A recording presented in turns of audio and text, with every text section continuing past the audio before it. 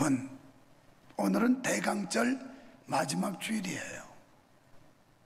이 대강절이라고 하면 예수 그리스도의 탄생, 성탄절을 앞두고 4주 정도를 지켜내는 게 대강절입니다. 사회하는 목사님들이 매주 우리는 대강절 몇째 주 예배를 하나님 앞에 올리겠습니다, 이런 선언을 여러분이 들어왔을 거예요. 대강절이라고 하면 초대교회에서는 굉장히 중요한 절기로 여겼던 절기가 대강절입니다.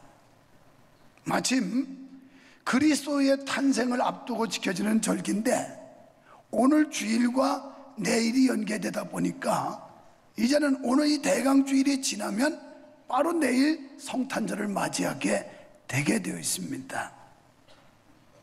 자, 이 절기 때에 모든 성도들은 하나님께서 성탄절에 오신 과거적 사건과 또 새롭게 주님을 영접한 현재적 사건과 그 다음에 세상의 끝날에 예고 없이 오실 주님을 영접할 미래적 소망을 다짐하고 준비하는 절기가 대강절입니다. 우리의 과거적 사건은 뭘까요? 예수를 믿기 전에 우리는 죄로 말미암아 멸망에 이를 수밖에 없는, 하나님의 심판에 임할 수밖에 없는 그런 존재였습니다. 그런데 하나님께서 아들 예수를 이 땅에 보내심으로 죄사함을 받고 구속함을 입어서 우리는 현재의 삶이 기쁨과 감사의 삶을 회복하게 된 것입니다. 또한 앞으로 다시 오실 주님을 소망하면서 미래의 소망을 가지고 사는 삶으로 우리의 삶을 바꾸어 주신 이런 의미를 기념하면서 대강절이라는 걸 지켜왔던 겁니다.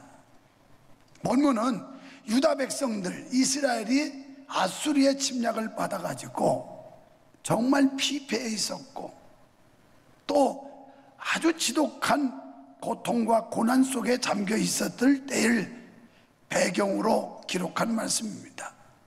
자유를 억압당하고 자유를 뺏기고 그리고 환경적인 압박 속에서 고통과 신음하고 있는 유대 백성들을 향하여 이사야 선지자를 통해 메시지를 주었는데 이제 구원자 예수 그리스도가 오게 될 것이고 하나님께서 이 땅, 이 민족을 다시 회복하시는 역사가 있을 것이라는 희망의 메시지를 전해준 겁니다. 이것은 당시에 아수리의 침략을 받았던 이스라엘에게 이사야 선지자의 메시지로 주어졌지만 사실은 영적으로는 오실 메시아, 하나님의 아들 독생자가 이 땅에 오실 예수 그리스도를 예표로 기록한 이런 말씀인 겁니다. 자, 이사야는 이제 모든 것이 회복되고 번영케 될 것이라고 예언하고 있습니다. 이는 하나님의 심판으로 주눅이 들어있던 백성들에게 소망을 불어넣어주는 희망의 메시지였습니다. 오늘 사랑하는 여러분, 삶에 지쳐서 찌들어 있고 그리고 여러 가지 압박 속에 주눅 들어 있는 여러분, 희망의 메시지인, 희망의 메신저인 예수 그리스도를 만나고 회복되는 역사가 있기를 축원합니다. 우리 마음속에 잃었던 기쁨 그리고 빼앗겼던 자유, 이것을 다시 되찾는 아름다운 역사, 영광된 놀라운 축복이 저와 여러분에게 일어나기를 축원합니다.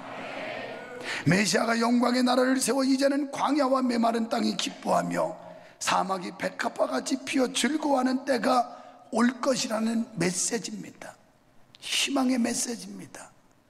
지금 현실로 보면 절망적이고 낙담할 수밖에 없는 상황이었습니다.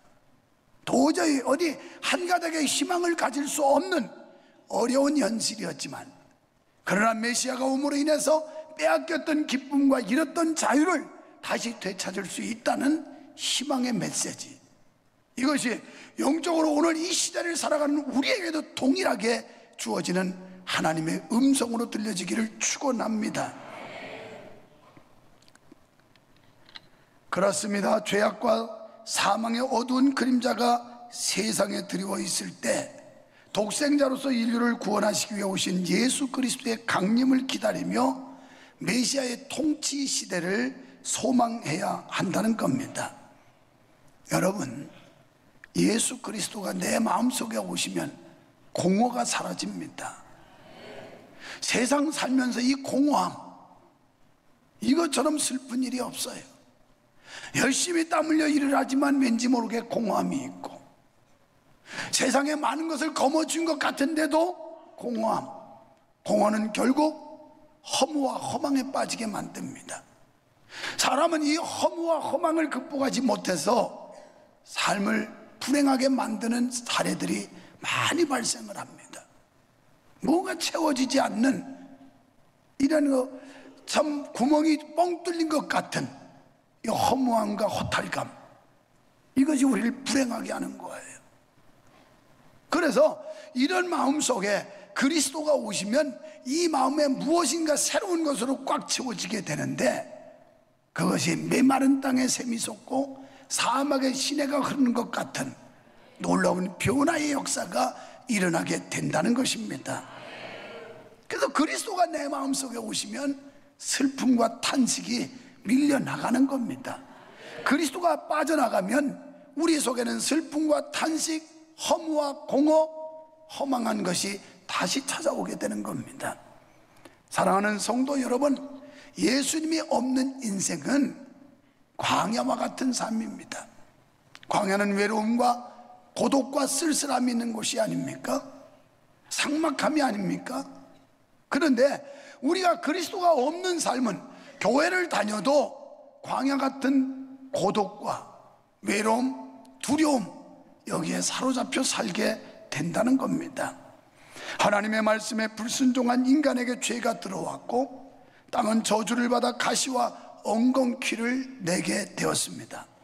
로마서 8장 19절로 21절에서 피조물들까지도 하나님의 아들이 나타나기를 고대한다라고 말씀하고 있어요. 내일이면 성탄절인데 예수 그리스도 하나님의 아들, 구약에 예언된 메시아, 그분이 나타나기를 피조물까지도 학수고대했다는 겁니다.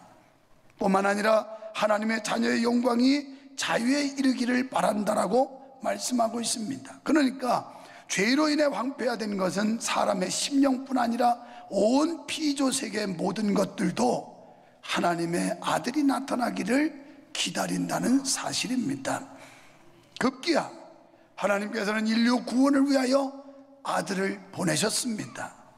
그리고 그 아들을 통하여 하나님의 나라가 이 땅에 이루어지게 하셨습니다. 하나님 아들 예수 그리스도가 우리의 마음속에 있으면 우리 마음에 하나님의 나라가 이루어지는 겁니다.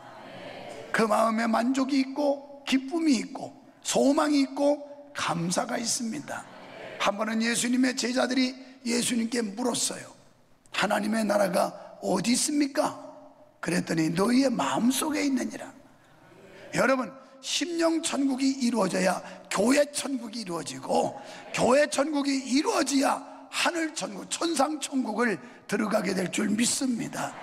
이 교회는 하늘나라의 어떤 지부 정도로, 그러니까 여기서 사랑하고 격려하고 우애하고 서로 돕고 이런 일들이 벌어져야 된다는 거예요. 여기가 지옥까지 아귀다툼을 하고 다툼과 투쟁과 분노와 이런 게 있으면 천국이 아니죠. 우리 마음속에 정오와 불신, 원망과 미움, 다툼 이런 게 있다면 이 마음속에 평안이 있을 수 없고, 평안이 없는 곳에 천국이라고 말할 수가 없는 것이죠. 바로 예수 그리스도가 내 마음속에 계실 때 이 마음에 참된 평화를 맛볼 수 있고 누리게 되는 줄 믿습니다. 비록 메마른 땅, 척박한 광야 같은 그런 환경일지라도 그것을 극복할 수 있는 힘이 생긴다는 겁니다. 이런 은혜가 여러분에게 함께 하시기를 축원합니다. 이게 위대한 영적인 힘이요 예수 그리스도께서 우리에게 주시는 능력인 줄로 믿습니다. 그래서 예수님께서는 마태복음 1장 15절에서 때가 찼고 하나님의 나라가 가까이 왔으니 회개하고 복음을 믿으라. 여러분, 복음을 믿으라는 거예요. 복음의 주체요, 복음의 핵심은 예수 그리스도입니다. 할렐루야. 예수 그리스도, 그분을 믿으라는 거예요. 그분을 믿어야 은혜가 있고 그분을 믿어야 역사가 있다는 겁니다. 이제 복음을 믿고 구주의 강림을 준비하는 자는 누구나 죄로부터 해방을 얻고 하나님의 음성을 듣고 하나님의 세계를 보게 될 줄로 믿습니다. 그러나 성경 안에 영생의 길이 있지만 유대인들은 그것을 믿지를 못했어요. 알기는 아는데 믿지를 않아요. 마치 여러분이 매주일 정기적인 예배를 참여해서 하나님의 말씀을 많이 들어서 알고는 있는데 믿어지지 않는다면 이 말씀은 나와 아무런 역사, 아무런 상관도 없어지게 되는 겁니다. 결국 이 성경에 약속하신 말씀이 내게 주신 하나님의 약속으로 받아들여지고 믿어질 때 결국 성경의 약속은 성취함이 있게 되고 성경에 약속된 그 놀라운 일들이 우리가 직접 체험할 수 있는 큰 은혜가 임하게 된다는 겁니다. 근데 유대인들은 이걸 영생의 말씀을 알기는 알았는데 믿지를 못했다라는 거예요. 여러분, 진리의 영은 성령뿐이신 줄 믿습니다. 그래서 성령을 받은 자만이 예수님을 믿게 돼 있어요. 성령이 내 마음속에 와서 죄를 몰아내야 되고 이 마음속에 예수 그리스도가 들어오셔야 예수를 믿게 되지, 죄라는 것을 그냥 가지고 있으면 이 죄의 문제가 해결되지 않는 한 예수님은 내 마음속에 오실 수가 없게 되는 거예요. 예수님께서 약속하신 대로 예수 그리스도가 이 땅에 오심으로써 온 땅에 만연하던 모든 어둠의 세력은 물러가고 이 세상은 축복과 소망의 빛으로 가득 차게 되리라고 말씀하셨습니다. 여러분, 내 마음속에 그리스도가 오시면 이 마음속에 슬픔과 고통과 번민과 한숨과 원망과 탄식, 미움과 증오, 이런 것들은 밀려나갈 줄 믿습니다. 그런데 이 마음이 예수님이 안 계시고 텅 비면 이런 것들이 밀고 들어와요. 그래서 번민하게 되고 한탄하게 되고 원망하게 되고 증오하고 분노하게 되고 결국은 미워하게 되고, 성경은 미워하는 그 자체가 살인한 것이라고 그랬어요. 행동으로 옮기지 않았지만 미워하면. 그러니까 여러분이 나하고 기분 나쁘다고 유목사 미워하면 살인한 거래요. 알아서 해요. 이게 예수님이 가르침이에요. 그 전에 율법에는 행동으로 옮겨야만 죄라고 그랬는데 마음속으로 이미 먹은 게 죄래요. 이미 범한 행동과 같다고 그랬어요.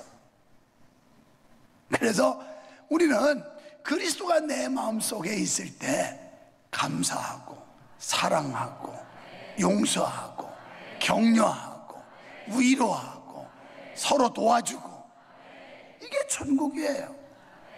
할렐루야. 어떤 사람이 천당과 지옥을 가봤는데 별 차이가 없더래요. 가보니까 풍성한 음식이 다 진설이 돼 있더래요. 그런데 천당에 있는 사람들은 얼굴이 살이 포동포동 찌었고 지옥에 있는 사람들은 바싹 말랐더래요. 왜 이렇게 똑같은 음식이 차려져 있는데 한쪽의 사람들은 얼굴이 아주 탱탱하게 포동포동 살이 쪘는데 한쪽의 사람들은 그냥 피골이 아주 산접해가지고 저렇게 바싹 말라 있을까? 가만히 봤더니 다른 게 있더래요. 하나님께서 똑같은 숟가락을 긴 걸 주었대요. 긴 걸 여기다 딱 고정시켜가지고.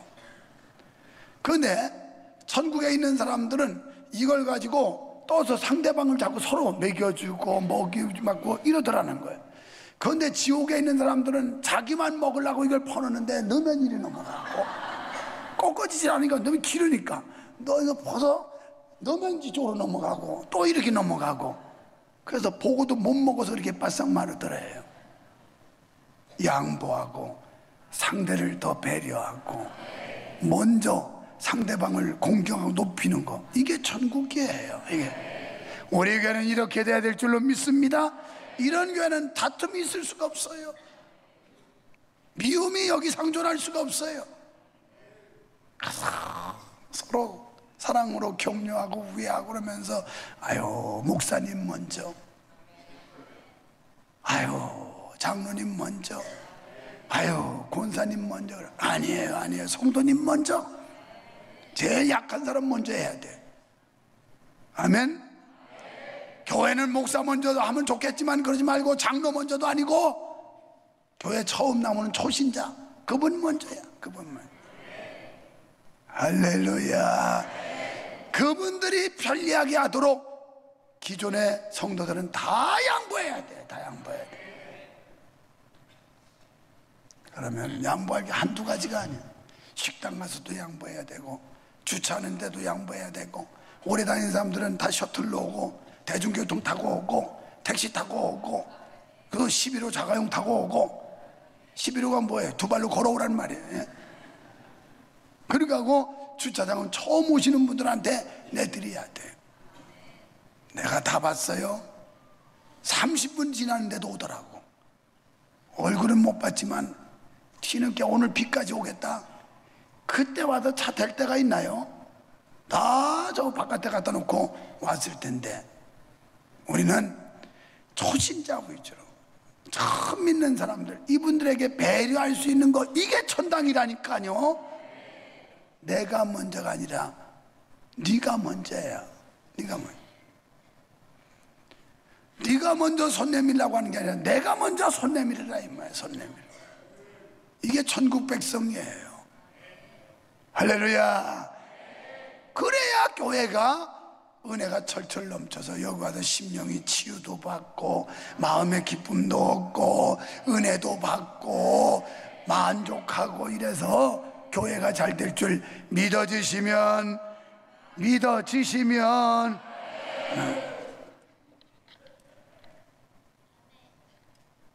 두려움과 공포에 시달리던 자들이 새로운 용기와 힘을 얻게 되기를 축원합니다. 성도를 괴롭히던 악한 세력들은 하나님의 심판을 받게 될 거라는 거예요. 그래서 성도들에게는 축복의 날이 올 것입니다. 자, 보니까 3절에 너희는 약한 손을 강하게 하여 주며 떨리는 무릎을 굳게 하여 주며 겁내는 자에게 이르기를 너는 굳세게 하라. 두려워 말라. 보라. 이 말씀은 두 가지로 이해할 수 있어요. 우리가 이렇게 연약한 사람을 도와주라는 거예요. 도와줘. 약한 사람, 벌벌 떨고 있는 사람, 중심이 없이 흔들리는 사람들, 이런 사람들을 주의 사랑으로 다가가서 도와줘야 될 책임이 있고, 또한 우리도 주님을 만나면 약한 손이 강해지고, 그리고 떨리던 무릎이 굳건히 서게 되고. 이거 왜 이렇게 될까요? 두려워서 그런 거예요. 여러분 겁나 보세요. 무서워 보세요. 떨려요.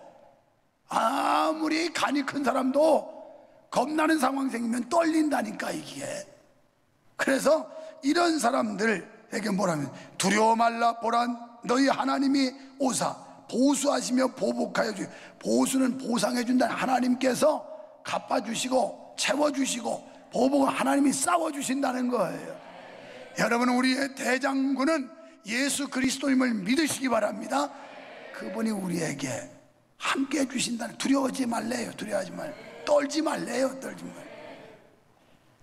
그래서 이분이 우리 백그라운드라고 믿어질 때 강하고 담대할 수가 있는 거예요. 그리고 이제 성도들에게 축복의 날이 오면 눈먼 자가 보게 된대요. 여러분, 하늘의 영광과 주의 권세를 볼 수 있는 눈이 열리시기를 축원합니다. 이게 열리지 않으면 현실밖에 안 보여요. 현 상황밖에 안 보여요. 지금 이 어려운 현실을 보고 우리는 낙담하고 두려워 벌벌 떨 수밖에 없어요.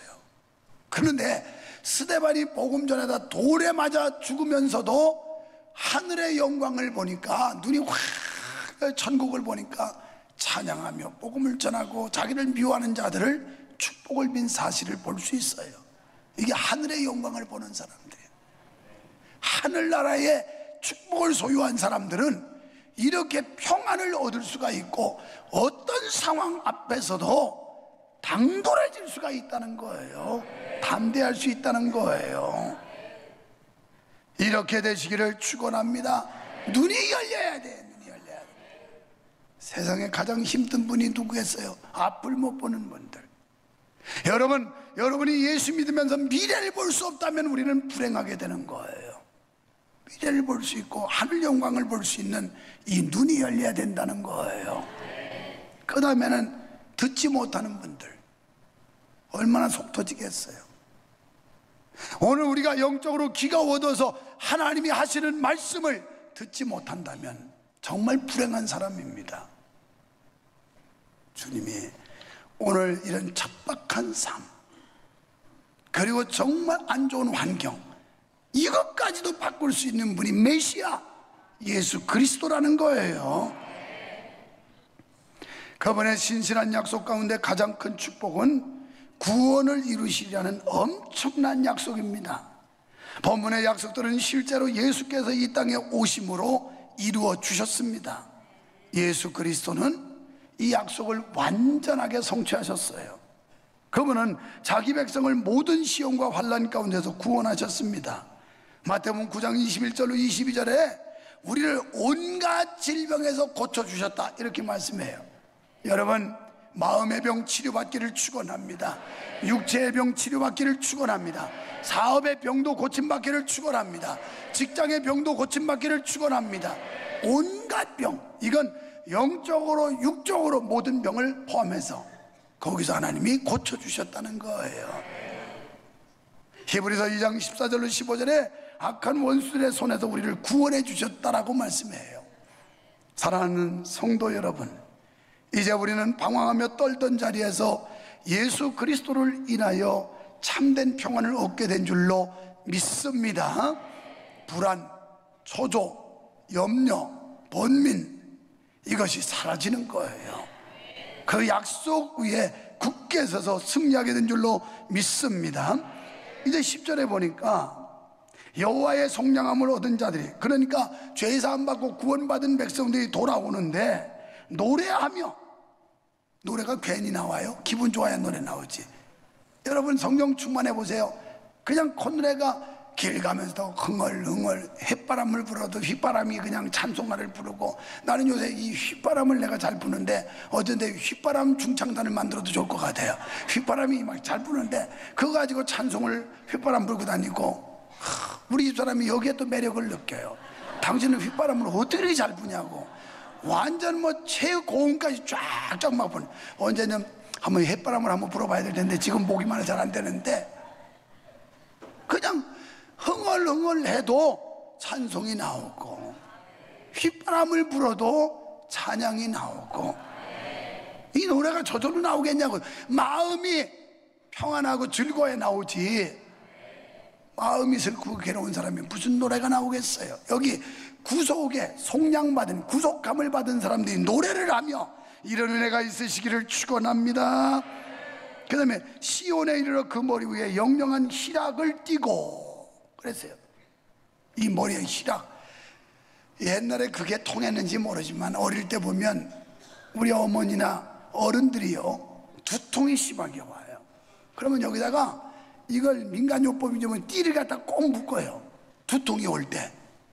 근데 두통을이라는 고통을 호소하는 띠가 아니라 희락의 띠, 기쁘고 즐거움의 띠. 뭐 마라톤 할 때도 띠 매잖아요.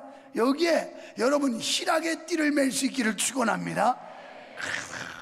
삶이 그저 행복하고 즐겁고, 오늘 말씀에 오면 10절 가운데 기뻐하고 즐거워하라, 기뻐하고 즐거워하라 3번씩이나 강조하면서 이 희락도 기쁨이 즐거울라가 아닙니까? 기쁨. 그래서 여기다 희락의 띠를 매고, 이런 사람은 얼굴이 보름달처럼 찐빵처럼 환하게 펴져 있어요.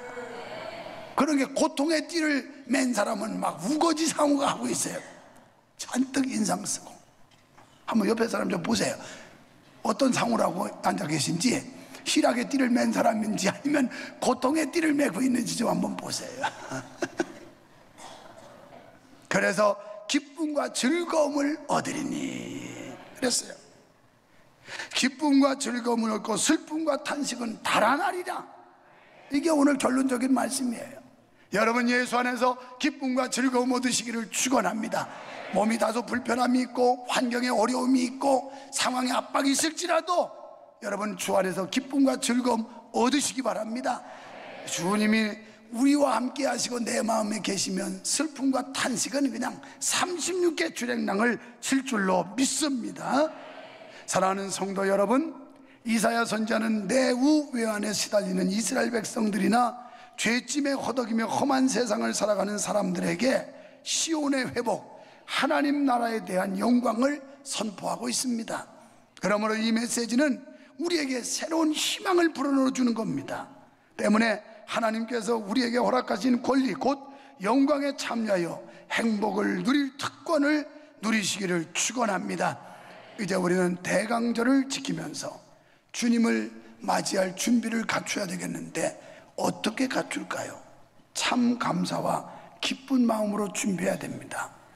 다행히도 내일이 성탄절인데 내일을 그런 마음으로, 흥분된 마음으로 참 감사와 기쁨을 가지고 예수 탄생, 예수 그리스도가 이 땅에 오신 날을 축하하며 우리가 하나님 앞에 영광 돌리는 이 날이 되기를 축원합니다. 축원합니다.